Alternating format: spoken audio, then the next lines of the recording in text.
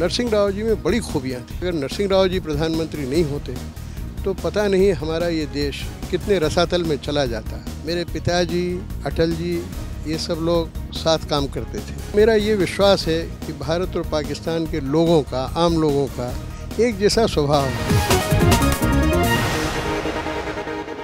नमस्कार, मैं हूं सौरभ द्विवेदी और आज मेरे साथ हैं एक ऐसी शख्सियत जो पत्रकार हैं, विद्वान हैं, तमाम राजनयिक मोर्चों पर देश के लिए तैनात रहे हैं और जो तमाम राष्ट्रीय और अंतर्राष्ट्रीय हस्तियों से अपनी अंतरंगता के लिए जाने जाते हैं और इस बात के लिए भी कि जब वो बोलते हैं तो पूरा मुल्क और तमाम नामचीन लोग गौर से सुनते हैं। डॉक्टर वेद प्रताप वैदिक, बहुत बहुत स्वागत आपका।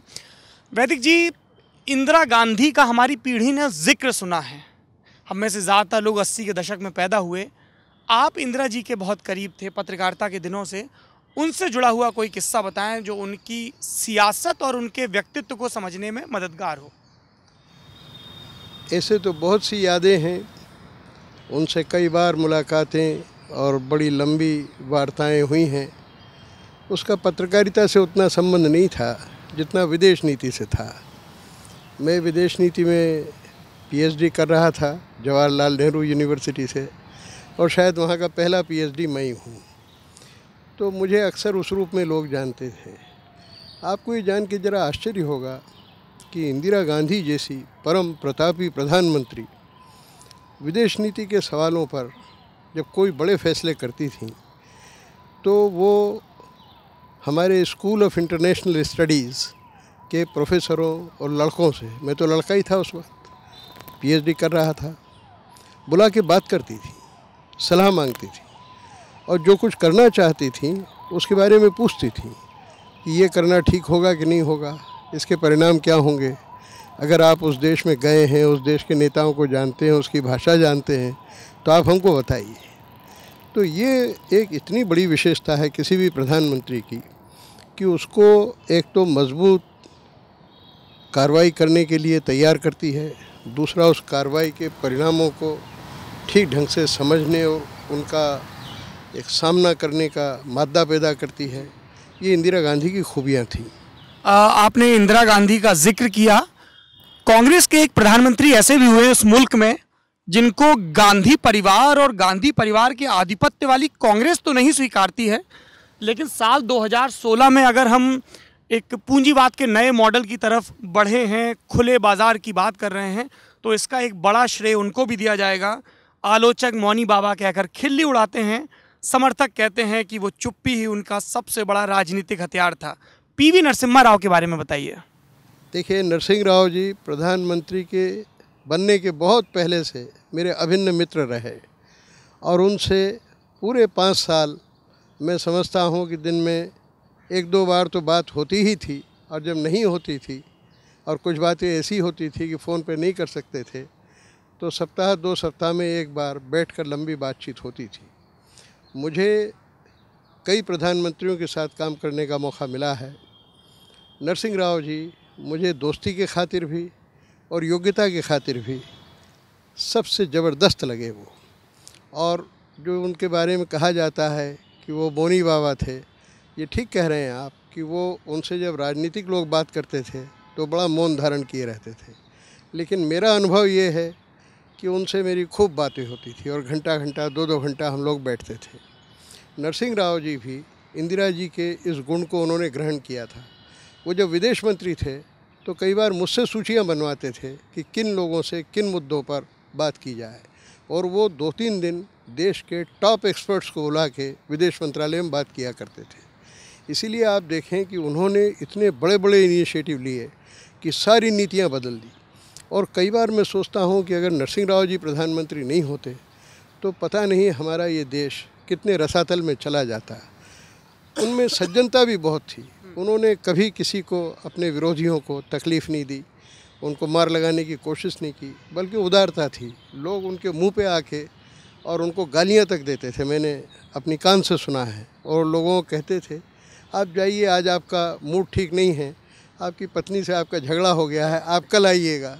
नरसिंह राव जी में बड़ी खूबियाँ थी, बड़ी गहराई थी। आपने उदारता का जिक्र किया और मुझे हिंदुस्तान की राजनीति का एक दूसरा चमकदार सितारा याद आ गया, अटल बिहारी वाजपेयी। जिनके विपक्षी पार्टियों में भी मुरीद हुआ करते थे। वाजपेयी साहब से जुड़ा कोई किस्सा? देखिए, अटल जी से मेरा संबंध बहुत पुराना रहा। मेरे पिताजी, अटल जी, ये सब लोग साथ काम करते थे और जनसंघ के संस्थापकों में से थे।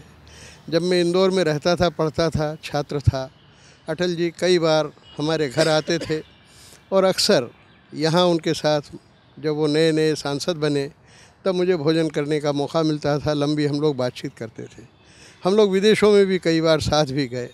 अटल जी बहुत दरिया दिल व्यक्ति थे, बहुत गहरे से समझते थे और उनका स्वभाव बड़ा लोकतांत्रिक था।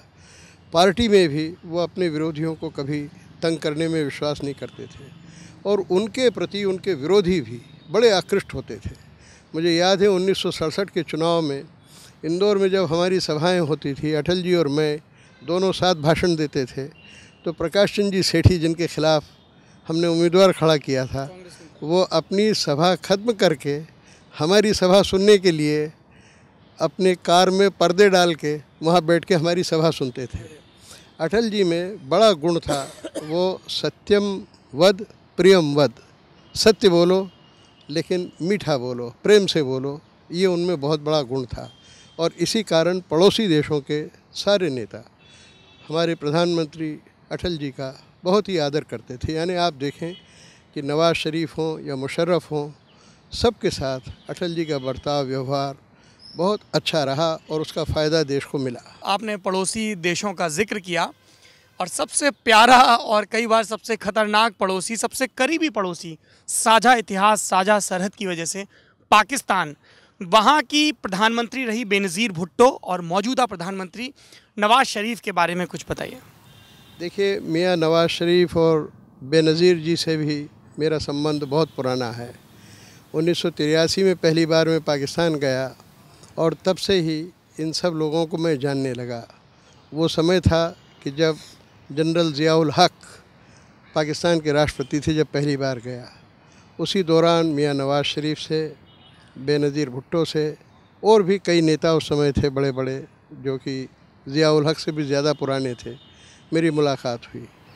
और मेरा ये विश्वास है कि भारत और पाकिस्तान के लोगों का, आम लोगों का एक जैसा स्वभाव है, एक जैसा चरित्र है। लगभग सबसे मेरी दोस्ती हो गई और बेनज़ीर भुट्टो से तो इतना एक आत्मीयता का भाव हो गया कि वो मुझे बड़े भाई की तरह मानती थी। एक बार जब उनकी गिरफ़्तारी होने वाली थी, जब मियाँ नवाज़ शरीफ प्रधानमंत्री बने, अभी नहीं, इसके पहले, हाँ 98 की बात कर रहा हूँ, जब यहाँ अपने यहाँ देवे गौड़ा जी प्रधानमंत्री थे, तब बेनज़ीर भुट्टो ने मुझसे कहा कि मैंने सुना है कि मियाँ आपका बड़ा दोस्त है, वो मुझे गिरफ़्तार करने वाला है परसों, आप मियाँ से मिलेंगे? मैंने कहा हाँ, मियाँ अभी लंच पे हम लोगों को बुलाए हैं, तब उनसे बात होगी। मियाँ साहब को मैंने कहा, वो प्रधानमंत्री थे मियाँ नवाज़ शरीफ, मैंने कहा कि आप क्या बेनज़ीर को गिरफ़्तार करने वाले हैं? तो बोले आपको कैसे पता है? मैंने कहा सब दूर अफवाह है। तो कहने लगे उन्होंने मेरे वालिद को गिरफ़्तार किया, तब कैसा लगा? तब सारे मुल्क में हाहाकार मचा हुआ था, अब मैं करूं तो क्या बुरा है। मैंने कहा आप हमारे चौधरी चरण सिंह जी से सबक लीजिए, उन्होंने इंदिरा जी को गिरफ़्तार किया, नतीजा क्या हुआ? वो बुरी तरह से हारे और इंदिरा जी प्रधानमंत्री बन गई। तब उन्होंने मुझे अलग ले जा के बात की मियाँ नवाज़ ने, और कहे अच्छा अब वो मोहतरमा आपके पास आई हैं तो आप मोहतरमा से कह दीजिए यहाँ से दफ़ा हो जाए। और बेनज़ीर भुट्टो उन्हीं दिनों फिर लंदन चली गई। और जब वो दुबई में रहती थी तो अक्सर मैं जब भी दुबई जाता था उनसे मेरी भेंट होती थी। वो मेरे लिए खुद वेजिटेरियन खाना बनाती थी और मेरी बहुत बातें मानती थी।